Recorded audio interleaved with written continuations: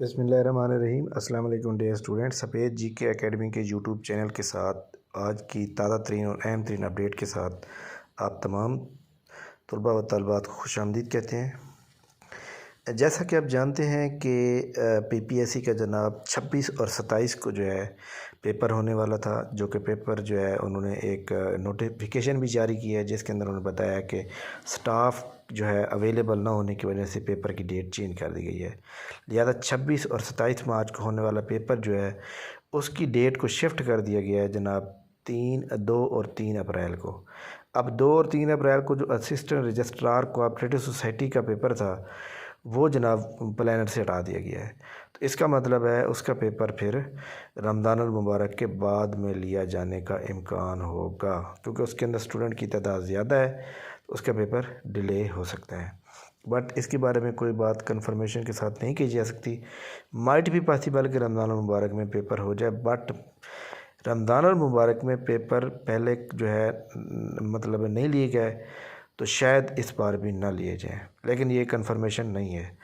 तो इसके अलावा जनाब सब इंस्पेक्टर बहावलपुर रीजन का जो रिज़ल्ट है, आपको पता है कि कल 23 मार्च था और 23 मार्च की जो है छुट्टी थी। तो 23 मार्च के हवाले से छुट्टी होने की वजह से भी मतलब एक इशू है। दूसरे नंबर पे सब इंस्पेक्टर बहावलपुर का जो रिज़ल्ट है वो इंशाल्लाह ताला मैं रोज़ाना कहता हूँ कल आ जाएगा, लेकिन इंशाल्लाह कल जुम्मा है तो कल आदमी आ जाएगा।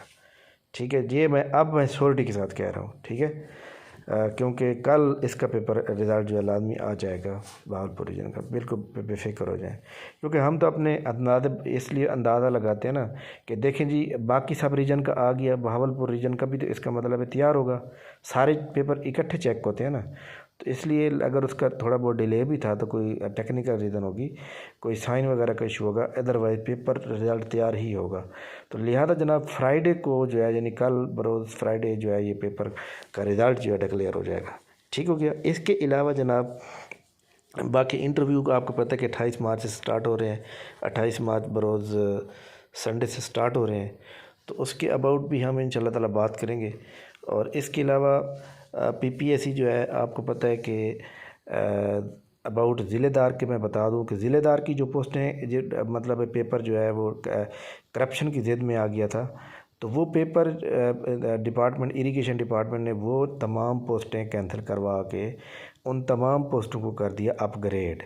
यानी अब 14 ग्रेड जो होगा वो बन जाएगा 16 ग्रेड, और इसी तरह 16 ग्रेड की जितनी भी पोस्टें हैं वो जनाब तमाम की तमाम पोस्टें जो है अब दोबारा एडवर्टाइजमेंट होगी अप्रैल के पहले वीक में। और तकरीबन एक तो 136 पहले थी, तो अब 132 प्लस होंगी, 130 प्लस पोस्ट होंगी। तो ये पोस्टें जनाब इंशाल्लाह ताला जो है अप्रैल के पहले वीक में आ सकती हैं या इसी संडे को भी आ सकती हैं।